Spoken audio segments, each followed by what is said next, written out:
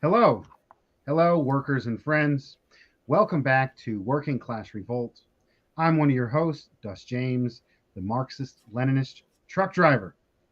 Very happy today to be here with my friends, my co-host from Australia, union organizer, brother David Fox. How's it going? Very good, thank you. Right on, right on. And so we also have our young friend and co-host of Working Class Revolt, uh, coming live from Scotland, the United Kingdom, brother William Morrison. How's it going? Thanks, Dust. It's going well. Hope you guys are all right too. Right on, brother. So Very good. we're trying to get back to our roots. We started out doing this show with me and David Fox, doing That's right. a very quick, a very hit the ground running study of William Z. Foster. Yes. History of three internationals. And we said that it's the American trucking and Australian Boilermaker, Yep. and we're going to bring this study to y'all. And we're almost 2 years after the fact now. It's 2 years after the fact. Working Class Revolt. We're starting to get turned into a Working Class Revolt media collective. We're running chat groups on Facebook, running chat groups on Twitter, Facebook page, broader community, building connections. And I think it's a wonderful, beautiful thing. And we've brought a lot of people together. We went over a lot of material, and we're getting back to something that's very basic to me. We're going to be studying Stalin's dialectical and historical materialism. Yes, and that is out of the history of the Communist Party of the Soviet Union. Brother David, why don't you go? I see you got a fancy old book there. Why don't you go as Well, for the viewers introduction of the and piece? and for the viewers and future viewers as well, this is it first came out in 1939. This is the 1939 version. It's the history of the Communist Party of the Soviet Union, Bolsheviks, of course, and the chapter we're reading, or the part we're reading, Dialectical and Historical Materialism, is found in Chapter 4. And it was actually, the Chapter 4 is titled The Mensheviks and the Bolsheviks in the Period of the Stalin Reaction. The Bolsheviks constitute themselves an independent Marxist party, 1908 to 1912. So it was during that ideological struggle as well, of what type of party it was supposed to be. And obviously, the section we're reading today was written by Joe Stalin, and it has been now. I've actually got a shorter part, so it's actually not a really long book. People, when they actually study this in philosophy, there's a lot of long texts, a lot of long books. This was quite straightforward, and it actually comes to show why we're a party of the working class. The leading force is the working class, the most advanced element of it. And we won't be going through the entire book of the history of the CPSU today. Obviously, we're only going through this section, but it is a highly recommended reading. You can find it on Marxist.org, or you can even download it and find it. You can actually still order it. They still print it to this day. And obviously, you've got the much more modern versions there. And I think Dust has got the latest copy that came out in 2011. So this is where we're kicking off today. And I think this is vitally important to study this, to understand dialectical and historical materialism as well, how matter is in constant change, and our relations to the material conditions, and where ideas and that are reflected from, and not the other idea around. It really actually hammers home what's primary, matter or the idea. And I think it's widely it's that point right around. It's not the idea. It's not the idealist version of where the ideas come first. It's the material conditions that determine the consciousness. And this would be I won't spend too long because we really want to get into this, but I would highly recommend everyone to read this. It's a really important work. Let's see, Comrade William, anything to add to introduce the piece? Yeah, no, I just want to say I have a massive appreciation for this text. I read it. My first time reading it was during my treatment when I was going through my cancer treatment. I read this in the waiting room to get all my stuff done and stuff on the days I went into hospital. So I don't have the best memories reading this book. So I'm glad I'm going to be refreshing it in my head by doing it with you guys today. It's a lot more positive than my first encounter. But yeah, I mean, this although it's a short pamphlet, I absolutely love it because it goes down to the very root of Western philosophy, is the idealism versus the materialism, and what comes first, what's primary, the concept, the idea, or material reality. And obviously, as Marxists, we argue that it's material reality that molds and shapes society and ideas, and it's actually the material reality that comes first. So I've got a massive appreciation for this text. So yeah, I can't wait to dive into it. Right, Brother Fox, you have something? Yeah, and just wanted to comment, when I first was taught this, like this copy here was produced by my mentor and close comrade, John Bailey. He's in his 80s now and still very healthy, still quite sharp. And we developed this for a national study school for when I was once in the Communist Party of Australia back in 2007. And when reading this and going through all this with that comrade who like through philosophy and that, it was just a big eye-opener. I just completely looked at the world completely differently after that. I thought, wow, it was like a curtain unveiling everything. And I thought, wow, this is amazing. Yeah. So compared, because all the idealist crap we've been fed over time, we have a different view. But when this is just the eye-opener. This is where the curtain raises on a completely different look on reality. Right on. Right. I think it's great that we study Stalin. Working class revolt. We don't play around. We don't like entertain the Trotskyites and the Radlibs and the people that like are all say they're obsessed with Marx, but are actually just trying to, not threaten their own position in society. The technocrats and what have you. And we don't care if you're scared of Stalin. You're scared of Stalin's legacy, and you believe the lies against the great man in history who, moved mountains, who took, one of the poorest, backwards countries in all of Europe and inspired the people to build up their country and defeat the Nazis and eventually invent space travel. I mean, if you're against that, we don't want you here. I don't care, because there's enough people. Stalin's name is respected in the third world. Immensely.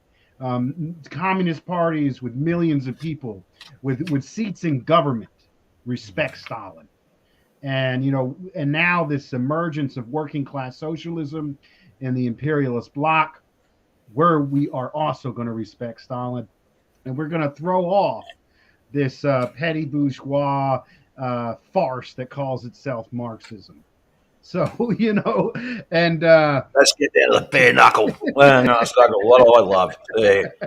This is gloves off boxing. Yeah, last time we studied Stalin, we had Brother Joey Villarreal on, who is a Chicano nationalist. And he was saying how, he's a Maoist, and he puts a lot of emphasis on the lumpen. And he was saying how Stalin was actually involved in, he called them youth survival gangs. Stalin robbed banks before, and then Trotsky was like complaining, oh, he hid under a desk. That motherfucker was hard. Trying to say like you can't mess with it. But anyways, we're gonna actually, and what I love about this, I'm a truck driver. I drive 60 hours a week. He speaks in clean, clear language that's easy to grasp. It doesn't like fluff it up or try to make himself look important. It's in a textbook that's given to, this is 1939 in the Soviet Union. This is, the people, building up their country, people who went from no running water, like nothing, like absolutely nothing, subsistence, agriculture and like feudal conditions, to like being a modern industrial power. People that went through that change in their life are learning this and understanding this. And this is amazing thing. But we're going to get right into it. We're going to start reading it. We're actually going to read the intro and the part 1, and we're going to stop right at part 2, and then we're going to have a discussion. We're going to read a paragraph apiece. I'll start, then Brother Fox, and then Brother William. And here we go. Dialectical and historical materialism. Dialectical materialism is the world outlook of the Marxist-Leninist Party. It is called dialectical materialism because its approach to the phenomenal of nature, its method of studying and apprehending them, is dialectical, while its interpretation of the phenomenon in nature, its conception of these phenomena, its theory, is materialistic.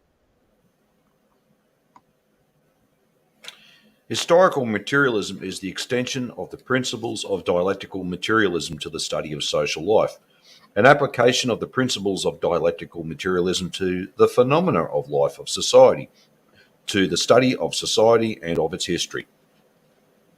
When describing their dialectical method, Marx and Engels usually refer to Hegel as the philosopher who formulated the main features of dialectics.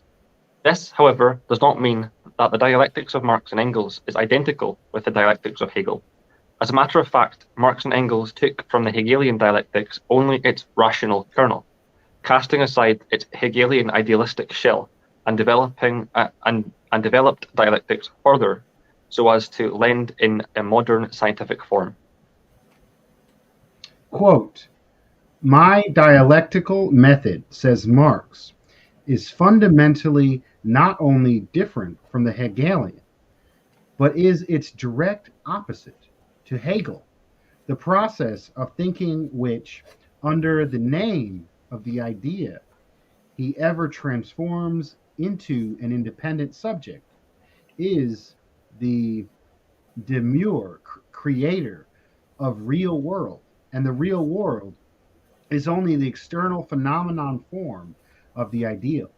With me, on the contrary, the ideal is nothing else than the material world reflected by the human mind and translated into forms of thought. Unquote. Karl Marx, Capital, Volume 1. When describing their materialism, Marx and Engels usually refer to Feuerbach as the philosopher who restored materialism to its rights. This, however, does not mean that the materialism of Marx and Engels is identical with Feuerbach's materialism. As a matter of fact, Marx and Engels took from Feuerbach's materialism its inner kernel and developed it into a scientific philosophical theory of materialism and cast aside its idealistic and religious ethical encumbrances. We know that Feuerbach, although he was fundamentally a materialist, objected to the name materialism. Engels more than once declared that, in spite of the materialist foundation, Feuerbach remained bound by the traditional idealist fetus, and that the real idealism of Feuerbach became evident as soon as we come to his philosophy of religion and ethics. And that's reference Karl Marx Selected Works, Volume 1. Dialectics comes from the Greek dialego, to discourse, to debate. In ancient times, dialectics was the art of arriving at the truth by disclosing the contradictions in the argument of an opponent and overcoming these contradictions. There were philosophers in ancient times who believed that the discourse of contradictions, the disclosure of contradictions in thought, and the clash of opposite opinions was the best method of arriving at the truth. This dialectical method of thought, later extended to the phenomena of nature, developed into the dialectical method of apprehending nature, which regards the phenomena of nature as being in constant movement and undergoing constant change, and the development of nature as the result of the development of the contradictions in nature, as the result of the interaction of opposed forces in nature. It is essence. Dialectics is the direct opposite of metaphysics. 1. The principal features of the Marxist dialectical method are as follows. A. Contrary to metaphysics, dialectics does not regard nature as an accidental algomeriton of things, a phenomenon unconnected with, isolated from, and independent of each other, but as connected and integral whole in which things, phenomenon, are organically connected with, dependent on, and determined by each other. The dialectical method, therefore, holds that no phenomenon in nature can be understood if taken by itself. isolated from surrounding phenomena. Inasmuch as any phenomenon in any realm of nature may become meaningless to us if it is not considered in connection with the surrounding conditions, but divorced from them, and that vice versa. Any phenomenon can be understood and explained if considered in its inseparable connection with surrounding phenomena, as one conditioned by surrounding phenomena. B. Nature is a state of continuous motion and change. Contrary to metaphysics, dialectics hold that nature is not a state of rest and immobility, stagnation and immutability, but a state of continuous movement and change, of continuous renewal and development, where something is always arising and developing, and something always disintegrating and dying away. The dialectical method therefore requires that phenomena should be considered not only from the standpoint of their interconnection and interdependence, but also from the standpoint of their movement, their change, their development, their coming into being and going out of being. The dialectical method regards as important primarily not that which is at the given moment seems to be durable and yet is already beginning to die away, but that which is arising and developing. Keep that in mind, even though at the given moment it may appear to be not durable. For the dialectical method considers invincible only that which is rising and developing. Do you want me to just read that quote? Oh. Or you, William, you go. William, go ahead. I can go, yeah. All nature, says Engels, from the smallest thing to the biggest, from grains of sand to suns, from preocysta, the primary living cells, to man, has its existence in eternal coming into being and going out of, into coming into being and going out of being, in a ceaseless flux, in unresting motion and change.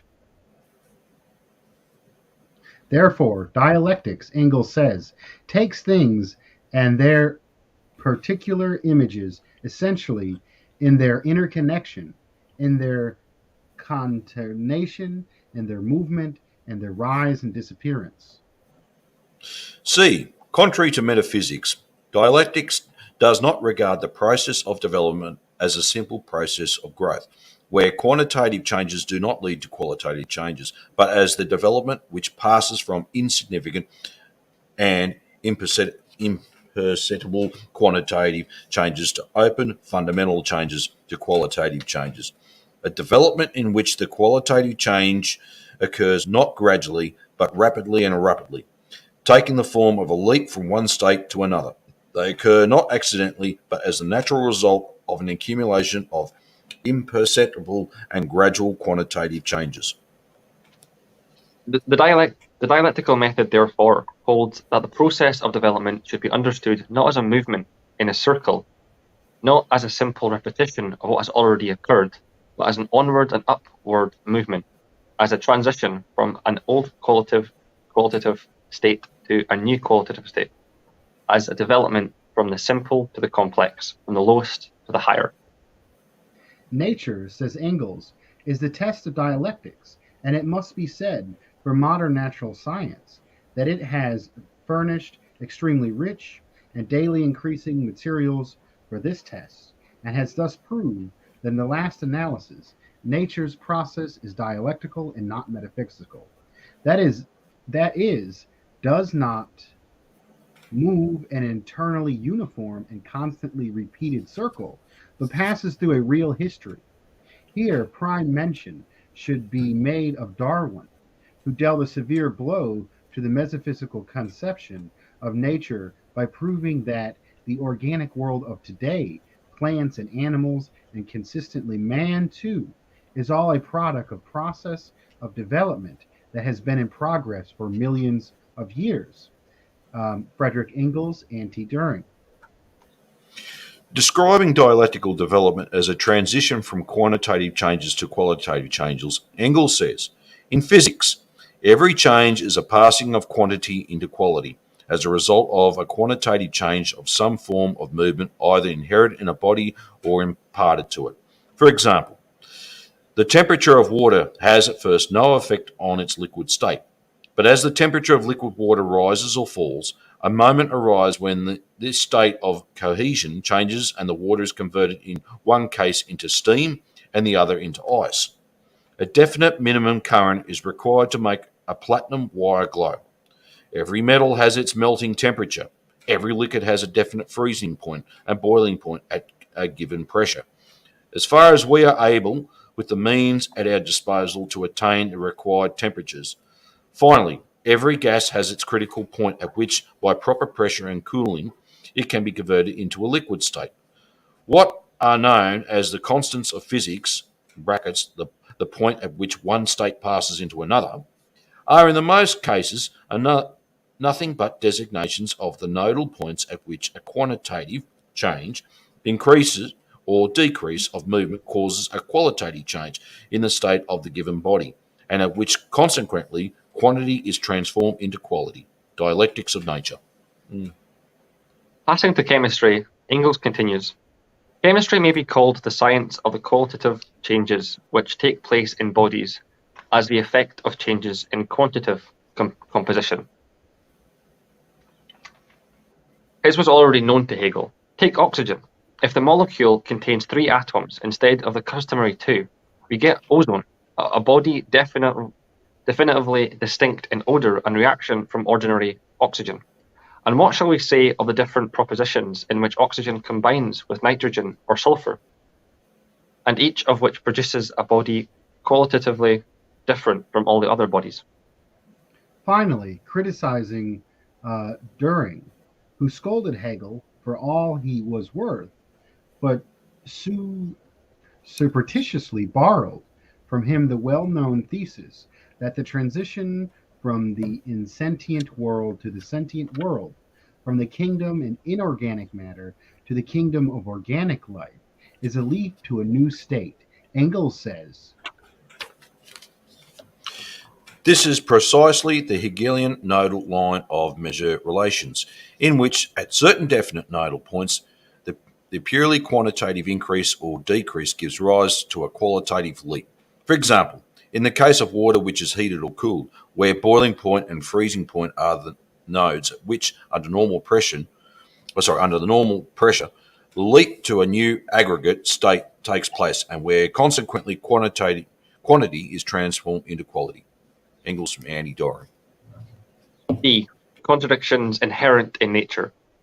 Contrary to metaphysics, dialectics holds that internal contradictions are inherent in all things and phenomena of nature, for they all have their negative and positive sides, a past and a future, something dying away and something developing, and that the struggle between these opposites, the struggle between the old and the new, between that which is dying away and that which is being born, between that which is disappearing and that which is developing, constitutes the internal content of the process of development, the internal content of the transformation of quantitative changes into qualitative changes.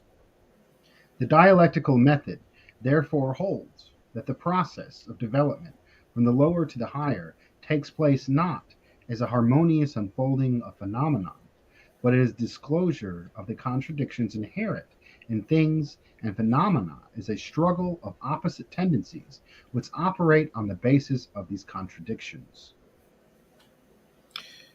In its proper meaning, Lenin says, dialectics is the study of contradiction within the very essence of things, from Lenin Philosophical Notebooks, Russian edition. And further, development is the struggle of opposites, Lenin Selected Works, volume 11. Such, in brief, are the principal features of the Marxist dialectical method.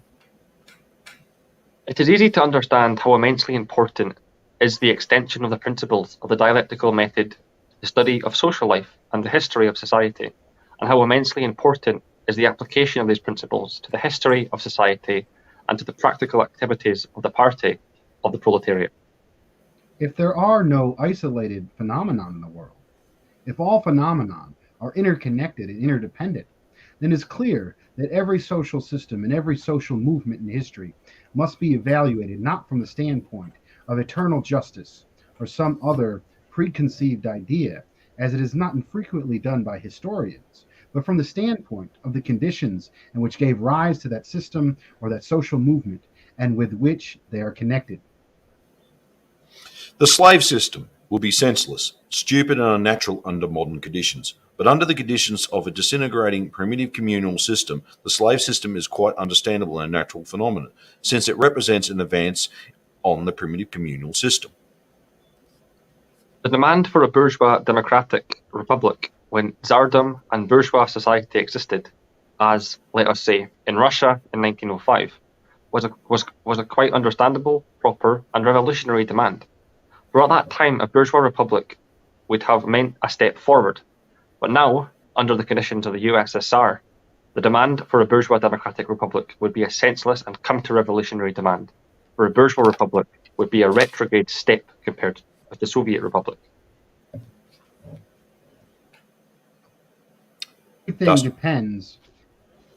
Everything depends on the contradictions, time and place.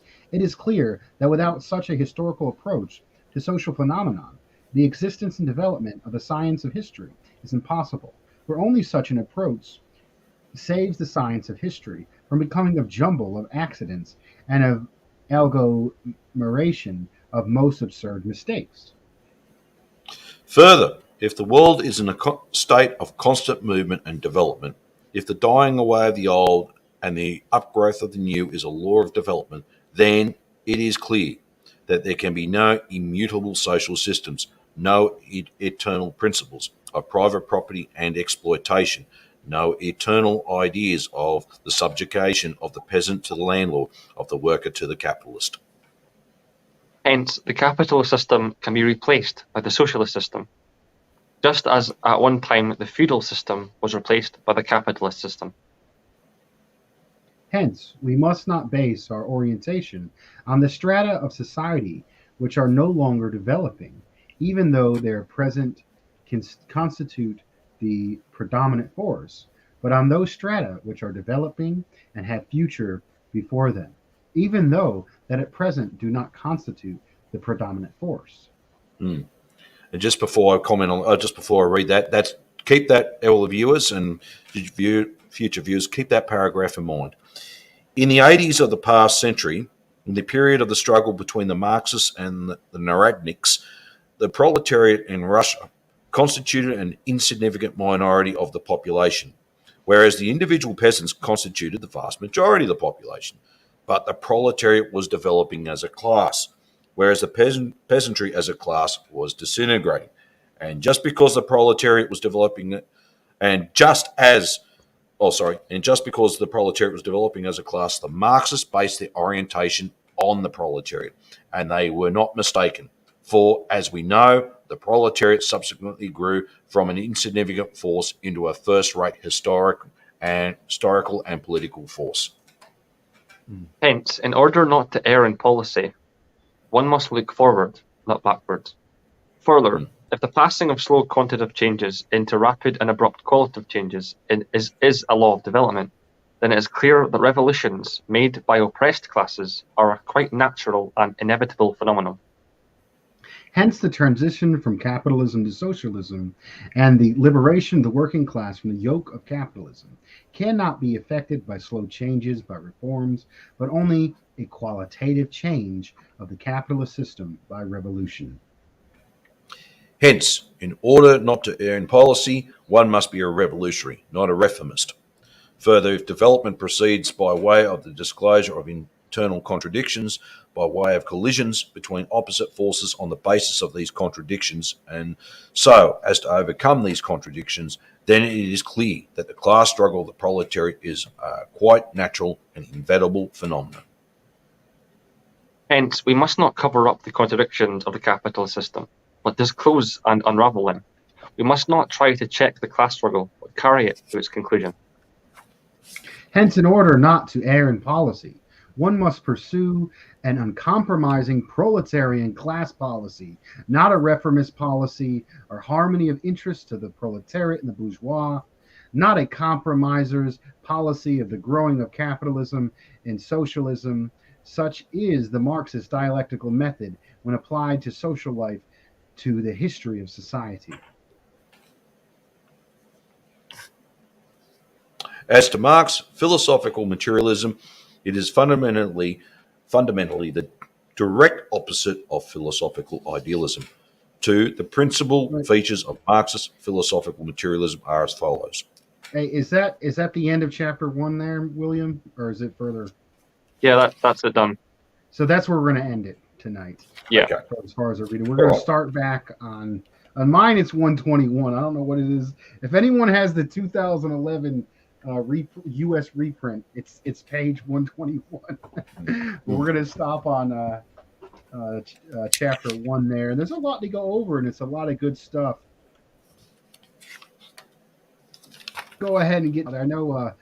Well, right here, I want to go ahead and say this. The line I just read about not being reformist, a lot of like Maoists like to use this to attack China, but if you look at here, the difference between was a quantitative and qualitative change. And if you look at China, there is a qualitative change because the Communist Party, which has 95 million members, has real control over the government in China, which has real power over the economy, and which is showing real different material results in comparison to the capitalist bloc. So, so anyways, initial responses to the piece. Go ahead, Brother Fox. Well, I've got a lot of time to study this again, and in the future I'll be still rereading this into the future. It's a brilliant little piece of work, which is still quite applicable to today. And I'm looking at what current conditions here in Australia, and I wanted to emphasise a few things through this. And I went on about the importance of the working class in a minute, but it just completely shows that how we got to this point is we've never been. Well, how can I say? The system we're under now, basically capitalism, when people say, oh, socialism doesn't work or whatever, et cetera, we'll understand it does work. And actually, we've got clear histories, examples why. But as soon as you have revolution, it's consistently under attack by those opposing forces. 2, we've never lived under capitalism ever since human. Oh, sorry, I'll repeat that. We've only lived under capitalism for the last few hundred years. Prior to that, we had different social systems where before then we've had communal, slave, feudal, and now capitalism. And even capitalism in its earliest form, that was still ever growing as well. Now it's its highest level, imperialism. So the economic conditions, the material life of our society didn't just get here overnight. It hasn't always been like this. It actually became, for all these consistent changes from going to a lower level to a higher level, and this work just clearly shows this is what happens. The other thing I want to point out too, A does not equal A. And also, if you might be able to apply something to a particular conditions of one country, why not work in another country? It depends on the level of development and the material conditions and economic social conditions at the time. And I think one of the big mistakes in many years ago, and people had to learn this, they tried to apply the one-size-fits-all model to everything. Soviet Union was a classic example. I mean, the early years of the Communist Party here, they did some unbelievably great stuff. But the thing is, for their time, they didn't know, and I mean, I'm not entirely blaming them, but they clearly show they didn't have a correct understanding of certain material conditions, and they tried to apply the Soviet model, one-size-fits-all, then we shall do it here, and didn't get anywhere with it. And why? Because our material conditions at the time were completely different from what it was in Russia. Capitalism was still developing, even right in the early 20th century. It was still developing further and further. So that needed to be seriously looked at there as well. And I think that's what's important now. We've got to have a look at now, the concrete reality of now that's facing everyone today. Not being idealist and dreaming, this is what I think should happen. We should actually have that dialogue, and this is where it's at, and move forward. See, Comrade William, initial responses to the piece. Yeah, I absolutely loved reading this. Brought back a lot of memories, but I absolutely loved it. One thing I love about this piece of literature, about Stalin and about communists in general, is that the main thing we're trying to do here is just, especially in this text, is just we're trying to find out why things are the way they are, not just politically, but just naturally. Like, why are things the way they are? And they use pretty basic, objective, scientific analysis to explain that. It's like, yeah, I mean, the slave system was horrible, and horrible things happened under the slave system. But here's why it happened. It was an advance from the past. And then obviously, feudalism was a horrible system. It didn't work. 9/10 of the population were living in serfdom, and it was horrible. But it was an improvement from the slave society, and here's why it happened. It's just like this natural kind of dialectical progression of humanity and civilization. And, we're not saying it's good or bad. We're not saying any of that. We're not showing support to a certain thing. We're not opposing a certain thing. We're just scientifically using the dialectical and historical materialism as a tool to analyze the world. We're trying to find out why things are the way they are and what the cause of those things are, and obviously the connections and dependence on things are to each other. And that's really it. Communists aren't dogmatic people, or we shouldn't be. We're scientists. We are trying to understand the world, just like all philosophers have in the past. All philosophers. That's the job of philosophy, to find out what the hell is going on in the universe that we live in. And I think Marxists, using this as a tool to analyze the world in a very specific way, paint the most clear, the most adequate picture that I've seen so far. I mean, obviously, I'm a very young person. I've only studied a handful of the main philosophies, but based on the works I've read from a multitude of different kind of philosophies, this is the one that more accurately underpins kind of what's really going on.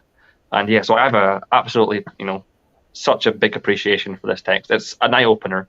If you're not political at all, like you're just getting into Marxism, Leninism, and you read this, like you'll be blown away. Like it'll blow your fucking mind. Like it's amazing. Yeah. I mean, this piece right here, it hits right to the core of the issue. It gets why we think what we think, and and what that means for us organizing. I was talking about it early. Stalin gets right into it. Stalin's like, nah, it ain't about reformism. It ain't about, there has to be a revolution. To move history. There has to be a qualitative change to move history forward, which means a new class has to be in power.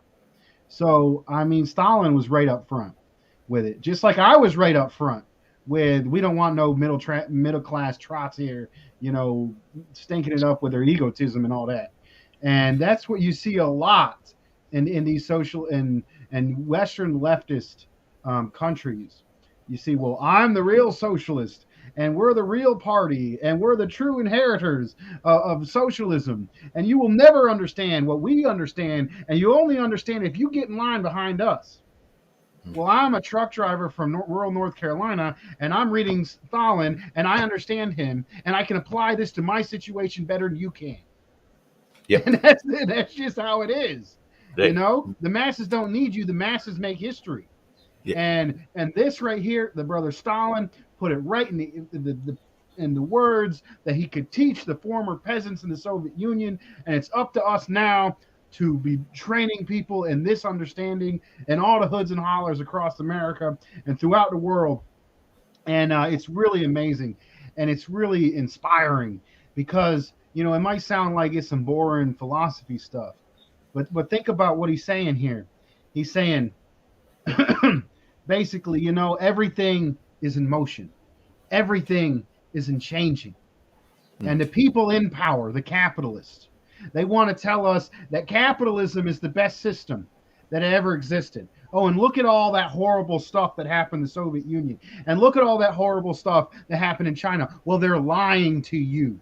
They're lying to you to keep you subservient and they keep us in our conditions. And I have good news to tell the workers across the world and the oppressed people. Things can change and things get better and things have. And it's up for us to do it. And what it means that things are constantly in motion. What it means that things that are will not always be is that we can and fight for a better future and win that future. Exactly. And I think it's why that's why we have to look at this through a proper dialectical method, our genuine concrete conditions around it. We just didn't arrive at this just out of thin blue air. It just didn't. Things don't suddenly just appear. Maybe in a children's storybook such as Lord of the Rings or the Chronicles of Narnia, but that everyday concrete reality, it just doesn't suddenly happen like that. There's always a lead up to everything, and that constitutes that change. Now, actually, interesting point. Like I want to just give you a classic example. it's Sunday morning here, our time here in Australia. The fact is, for those who are a little bit confused about this, is this Sunday morning here the same as the previous Sunday morning last week? I know what I was exactly doing last week because we didn't have a show. I was sleeping in. But no, it's not. Completely different. It's Sunday, yeah, but it's it's completely different from the previous Sundays, and it's like the same thing where what was I? It's now the 14th of August now. Well, I mean, it's completely different from what I was doing on the 14th of August last year. Everything's in a that just shows you one thing. Everything's in a different change. Mail actually correctly pointed out you don't step in the same river twice. Everything's in constant change, and what's around it, even look at a simple rock or a stone, that's still in constant change. It's either deteriorating, withering away, or it's been or being processed. One of the two. Everything is in constant change. Nothing's static. Nothing's permanent. Comrade William? Yeah, and because of that, because A does not equal A, because everything is a constant flux, that sometimes means that tactics and strategies have to change within the Communist parties too. What might be a correct party policy now might not have been 5 months ago, 5 years ago, might not be in the next 5 months, in the next 5 years. That's why China is a very good example of kind of the dialectical historical method working. You can't change the system, but you can change the policies. And they understand that because they're scientists. They're following the science of Marxism. So yeah, because you can't step in the same river twice, and because A does not equal A, and because everything is constantly changing, then I mean, yeah, that sometimes means that when a communist party is organizing, we have to change and alter tactics. We don't stick to a dogma. We're not, we have party lines, but those party lines can change and have changed. The Communist Party of the Soviet Union under Stalin, homosexuality was criminalized. But nowadays, the Communist Party, most communist parties in the world, now have legalized homosexuality. You're allowed you're allowed gay marriage and stuff. That doesn't mean that it was wrong then. It just meant that the material conditions then made that more logical. So yeah, I mean, what was right or wrong 50, 60 years ago isn't what's right and wrong now. Things change. Things have changed. And because of that, and because we're Marxists who have a scientific understanding of the world, we understand that we can still defend Stalin, we can still defend the Communist Party of the Soviet Union, even though they had kind of maybe backward social views. But, we can still defend him for what he did. Like Dust said at the start of this live stream, he took an agrarian, dystopian, czarist country and electrified it and industrialized it. What that man did in a couple of decades in the Soviet Union was just completely it sounded utopian. If it's like some sort of sci-fi novel, what he did. It was unbelievable. It was like you can't even fathom the achievements of the Soviet Union under Stalin. So I mean, yeah, he had some bad things, he had some good things. We all do. But Marxists don't look at it like that's wrong and that's right. It's just like, well, yeah, that happened. Here's why, and here's why it's different. Like I said in my previous point when I did my first remarks, Marxists don't really care about like what's right and wrong. Even Stalin said that in this chapter. Social movements aren't about like eternal justice or morals, because morals change over time. The morals that people were fighting for hundreds of years ago are going to be different morals than we're fighting for now. Social justice and stuff like this, these are just kind of idealistic ideas. They change all the time. They're impossible to keep up with. And, like I keep saying, just because they were right or wrong a couple 100 years ago or even 50 years ago, doesn't mean that's the same. A does not equal A, and everything is constantly changing. And right. All Marxists should understand that. Yeah, that's really powerful. I think I could... what you just said there, you kind of opened a can of worms, and I had a thought, but I'm going to have to respond to what you're saying right now. And I think you got something going on there. If you look at the woke trend, cancel. I'm a scientific socialist. I'm on the left. I just said wokeism is a problem, I know that's going to be weird for some folks out there going to attack me or whatever, but it is. And the reason why it is because wokeism is not scientific. Wokeism says that this is this and this is that, and if you don't like that, then you're sexist, racist, transphobic. If you don't live up to those morals. But in reality, the reality is that we're looking for quantitative and qualitative changes. We're looking for a new system. We're looking where a place where the economic conditions can be improved, then the superstructure can be improved. And I think what the imperialists do is they try to latch on to our very own social issues that I'm not discounting. These are very real problems. They latch on to the superstructure of our own fights, twist it, manipulate it to rebrand themselves and to cancel their opponents. And what we're saying is working class Marxists, aligned with the oppressed world, is we're saying we want to work with the people damaged as they are, and build power so we can change the material base. Yeah. Oops, he's frozen. Yeah. Yeah. Well, just adding on to that while he comes back on, and I think that's really important. Okay. Going for you. You froze there, mate. Let me finish my statement. So, Okay. we want to take the working class to take power, work together, do what they can, as flawed as they are, so they can change the material base, and then the masses of people themselves can improve on the social issues on their own terms. All right, go ahead, Brother Fox. Go ahead. My bad. Yeah, I don't add it. Yeah, and that's exactly right. It's the material conditions that need to change, and that's what we're trying to. Besides, we're trying to advocate for a higher level of more advanced product. Yeah, a more advanced mode of production. That's socialism, and then onwards eventually communism as well. Remember, socialism is only a transition too, and so we have to going back. Well, we have what we're having to look at is where everything's at. I mean, look, that's what I wanted to do. In this chapter, we've just been talking about reforms being reformist or revolutionary, right? There are some reforms we'd naturally support. Yeah, of course we would. It advances workers, helps workers out, working people out. Sure, we would support that. But look, giving everything a complete makeover, making capitalism, imperialism with a smiley face. Well, basically, an old saying is you can put you can sugarcoat a turd, but it's still a turd. It's just the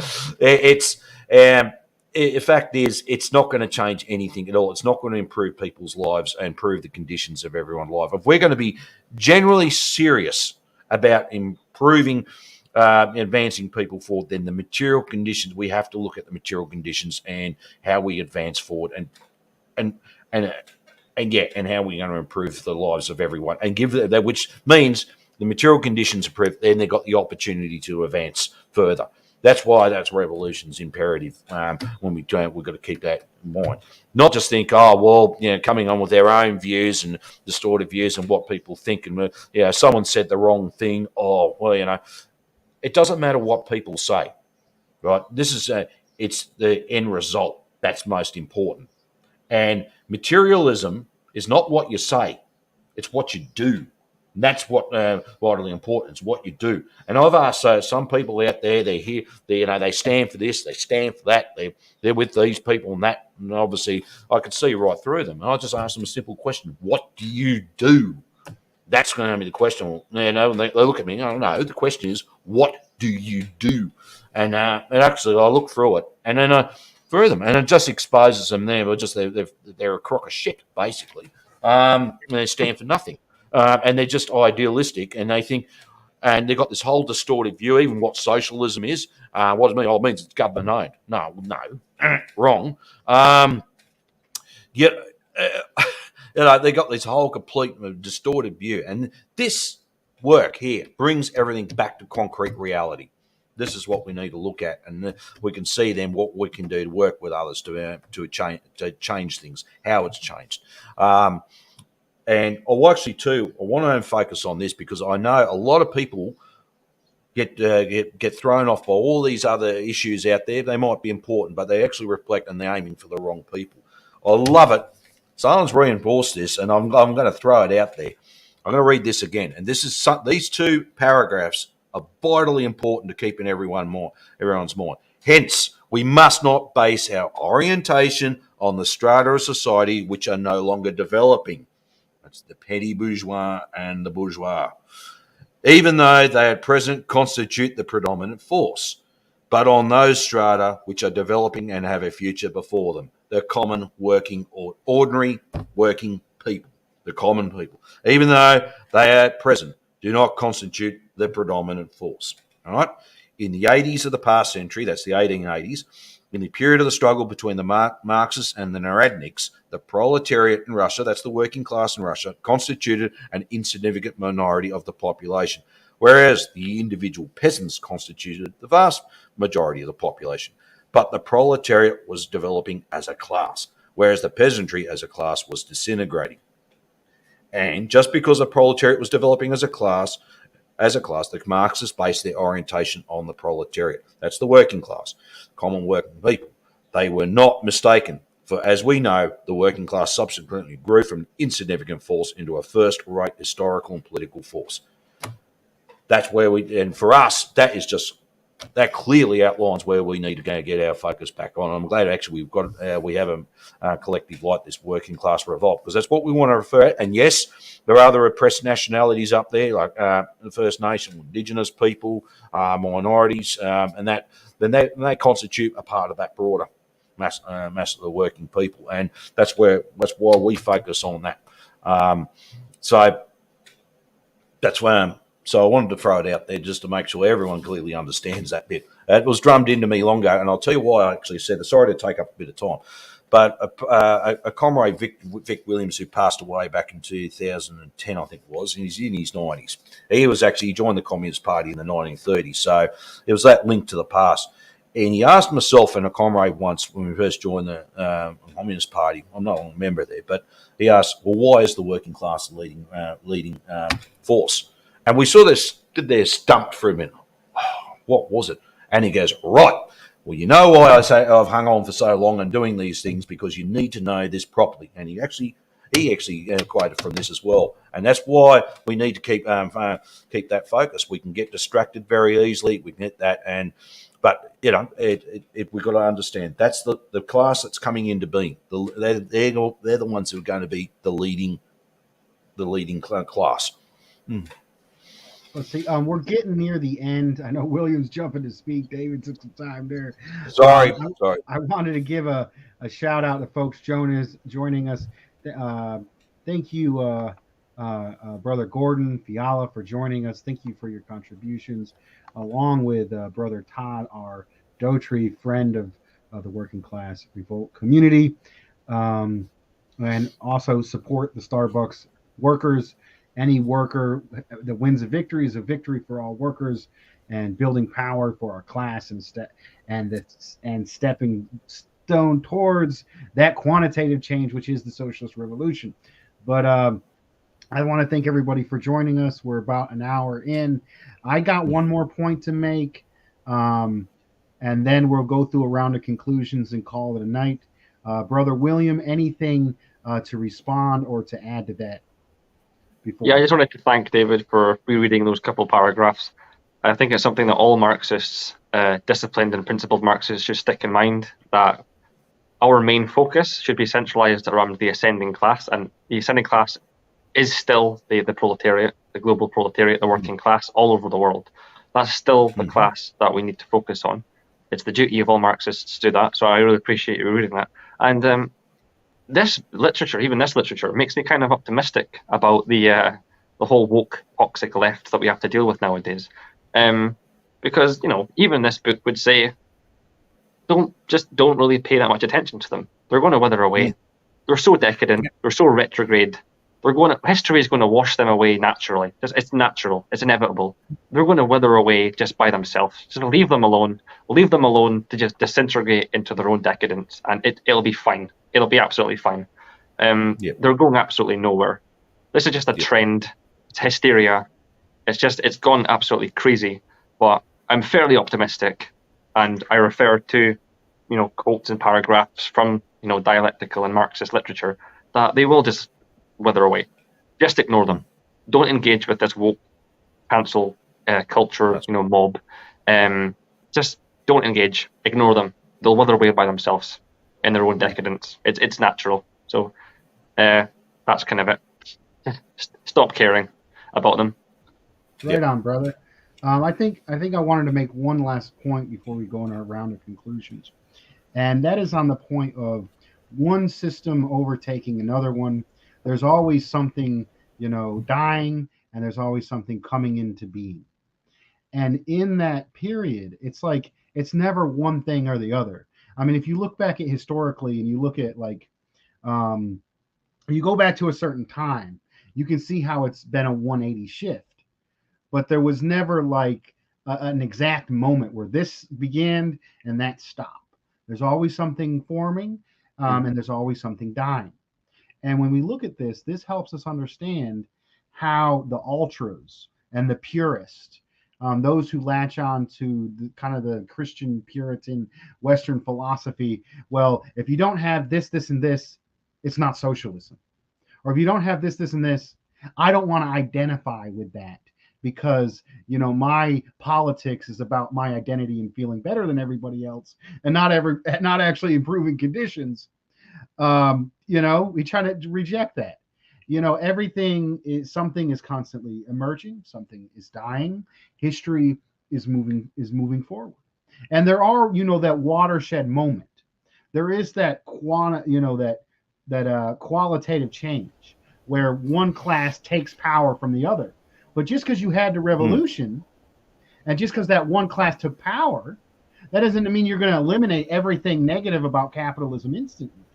So this gets into why do these Western leftists that are more concerned about their own identity, why they reject the great efforts of the workers and the collectives in the global South, of China, of Vietnam, of Nicaragua, of Venezuela, real fighters, black and brown people, poor people, putting their lives on the line to build collectives and fight against the U.S. imperialist state to improve their countries and improve their lives. People really building socialism, and why we should respect them and not disrespect them and reject them because they don't fit our pure idea of what socialism is. And you can look at this. Why is it that China needed U.S. investment? Why is it that China has to operate in the global system that is still predominantly controlled by the imperialists, by the monopoly capitalists? They have to even though the working class is in power, and they have the Communist Party, and I can say it for Vietnam, and I can say it the democratic systems being developed in Venezuela are unprecedented. I mean, they wrote their own constitution. I mean, the communal groups that control over the communities, it's amazing. It's revolutionary. It's inspiring. The reason why they can't just be like, push that communism button and have communism develop is they're dealing with the dying imperialist system.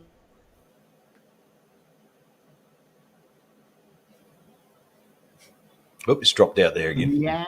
They're still going to have to react to those conditions and build policies that build socialism as the imperialist system falls, and then we can make what policies are necessary to build socialism as imperialism falls. It's moving. It's dialectic. It's understanding, and it doesn't care what your identity is. What you want to identify with. It's real, concrete reality that real people are living, are on the line, on the front lines of the global class struggle, life or death situations, people not being fed or people being fed kind of decisions that got to be made that are building socialism. I know I said a lot there. That will be like the final. Let's get reactions of that, Brother Fox. Well, just on a comment. I think we're pretty much all on the same song page here, and I think there's no disagreement. I think we've got to keep focused. And you're right, William. people can get obviously caught up in these endless arguments, be it on having Twitter dramas or Facebook dramas or any other type of social media drama. That's not where the fight is anyway. And you're right. We should just let it go. Let's just keep focused on what we have to do, and that's vitally important. I noticed there was a little comment too, just on that from Gordon about unions are losing ground. Look, yes and no. Things come in ebbs and flows as well. And I think when we look at that, I mean, some unions are advancing. Amazon labour unions are a very big classic example. That RMT in the UK. We even got the rail union here in New South Wales, the next state up in the state there, is making advances there, and same with many other places as well. So yes and no. And also too, when we're talking about when Marx talked about combining, it's not just unions. It could be a collective of some form, could be a cooperative, anything to actually start organising ourselves to fight back. So that's. I'll give you a classic example. The truck drivers there in California are going to be growling, the blockading ports and all that. Now, there was a bit of controversy around that, but why didn't those owner-drivers combine and form a collective? Because individually they're up against the mercies of the mercy of imperialism. But if they're combined collectively, they're actually they can do something even further to advance their case as well. Even if a factory closed down. Or shuts down, and an employer goes, right, I'm going to move this offshore. The workers have got every right to occupy it and take it over and run it. That where we're involved in this, it's where we need to show. Well, we need to actually now demonstrate with them and show them the problems of capitalism, imperialism, and how within the confines we can no longer advance it. We need to actually go to a higher economic model, and that's socialism. Thank you, Brother Fox. We're over the hour. Let's do a round of conclusions. Brother William, if you have anything to add or any responses, do that, and then followed by your conclusion. Yeah, I just wanted to say first of all that I certainly don't agree that the union power is losing traction. I don't know if Gordon was referring to a specific country, but it's certainly not the case in Britain. The RMT have just carried out their third wave of strikes just last week. There's bin workers, like garbage bin workers, on strike right now for the same demands as the RMT. There's police. The police in Edinburgh right now are on strike because of the Fringe, the whole Fringe festival in Edinburgh. The police have went on strike because they are sick and tired of having to put up with the stresses of I just want to interject. Brother Gordon Fiala is a U.S. comrade, and our unions have been ripped apart to shreds for decades. And what we're seeing now with the Amazon is just the start of it. What I respond to Brother Fiala is, if you look back when workers did have power and they were scared of us and they were giving us concessions, I mean, that was the 1940s. And we had a communist party with hundreds of thousands of members that were in unions that were led by, that represented millions of people. So if we want to threaten the government, we're going to have to build working class power, and we're going to have to rebuild the union movement. We're going to have to rebuild community groups to be able to challenge their system. Because there ain't, it ain't going to be like 10 people. A revolution isn't fucking 10 motherfuckers with a gun taking over the fucking Capitol. It's masses of people that are creating a real power to go up against the system. Sorry I interrupted you there, but go ahead with responding that in your final statement, brother William. No, I mean, you're absolutely right. I mean, obviously the communist and workers movement is nothing like it was in the 1940s, 50s and 60s and 70s, especially in Britain. Everywhere in the Western world, we've lost since there. But I mean, in the age of the increasing intensification of neoliberalism, and the warring polities right now in regards to international relations, we are growing a lot.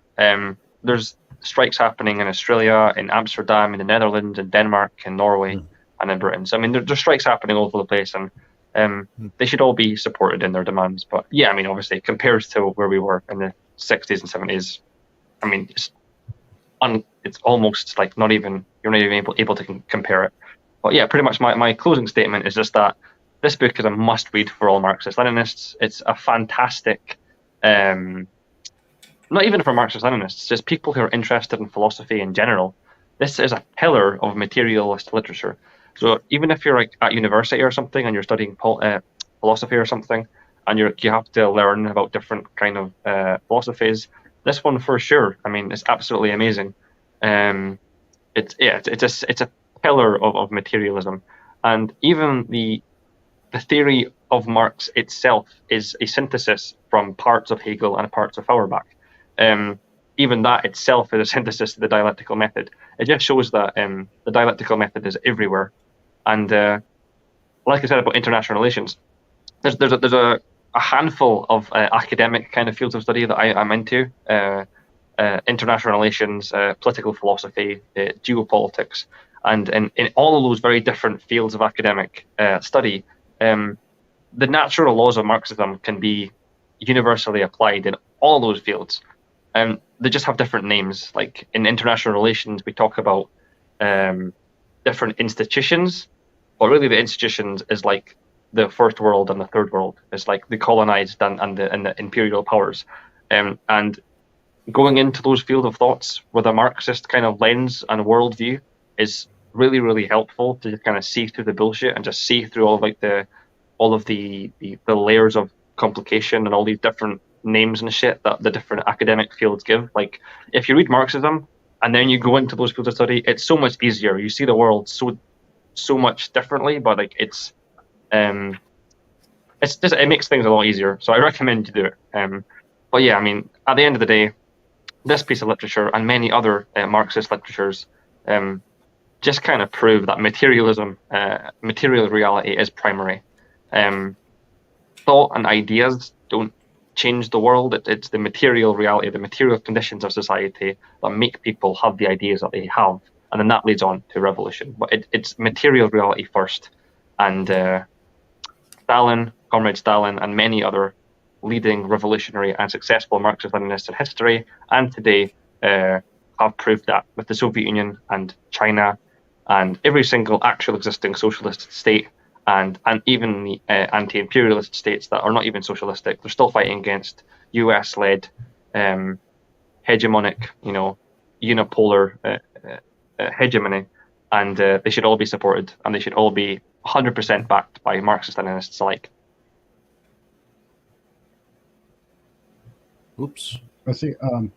Comrade Fox, concluding remarks. Yeah. Look, I think in order to change the world, I mean, more than just understand it, this helps you. This is a guide. This is not a dogma. This is not,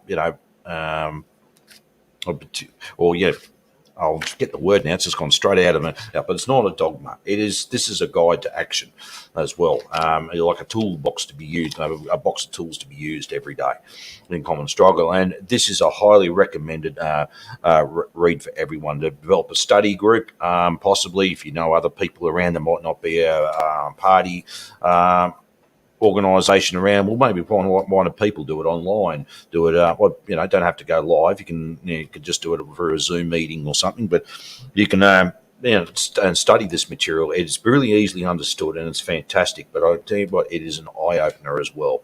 And it actually reminds us all to actually get back on track, get focused. There's a lot of work to be done, and what also to what to actually be. Quote Lenin, what is to be done, basically, and what we need to do within our immediate community moving forward, and that's just something that's vitally important. I mean, look, I'm in an advantage where I do talk to workers every day, on one form or the other. But maybe some of yous are not, but it's still, there's a way you can actually go out. You can actually engage with the community. Maybe canvass your local town or local city, maybe with a few questions, with some facts and figures about the material life, the economic situation, just get their views and opinions as well. It's a great way to engage and develop discussion and a dialogue with people about moving forward. Just simple things like that. And this But this work is a highly recommended read. And look, in your own time, it's on Marxist.org. It's also on the CPGBML's YouTube channel, Proletarian TV. There's been excellent talks about that as well. Actually, if you want to, I think it's www.thecommunist.org, I think it is. That they've got a lot of talks on this. Excellent stuff from both Harpo Bra, Ella Rule, and also many other comrades involved in that. And it's straight down, it's bare knuckles, working class stuff. And I like to actually quote what Vic Williams did say to me once too. When Stalin wrote this is solid stuff made by a solid person. It is solid stuff. And you can try and argue against it, but those who argue against it always find themselves up the dead end of a philosophical cul-de-sac. Hey, brother, thank you everyone for joining us. Thank you for commenting. If anybody, a shout out to brother Chris, Canadian comrade. He got the symbols for Working Class Revolt on his bio, on the YouTube, a knife and a book, because work and study. He is a butcher. Thank you for joining us. And someday, man, get on that, brother. We're glad we're inspiring you, but you could do this, man. Read it on your own. Read it with your neighbors. And Chris, if you want to come on here, and anybody else wants to come on here, we want you to come on and study. Come on, open invitation to whoever wants to come and study the next section of Stalin, Dialectical Materialism. Come on with us, study. You can reach out to me, workingclassrevolt@gmail.com. Hit me up on Facebook, Dust James, or Twitter @DustJames90. Get involved in the show. Come on our show. Got an idea for a show? Hit it to me, and we'll have you come on. I think the takeaway from this piece is what is doesn't always have to be. Though the meek shall inherit the earth, from some of my religious tradition. We have been not, but we shall be all. Some of the early English lyrics of the Internationale. Things better we're gonna make. So let's do our ending chant. Everybody raise their fists. Repeat after me. Dare to struggle. Dare to struggle. Dare to win. Dare to win. All power to the people. All power to the people. Right on. Thank you. Good night, everyone. Thank you. Good night.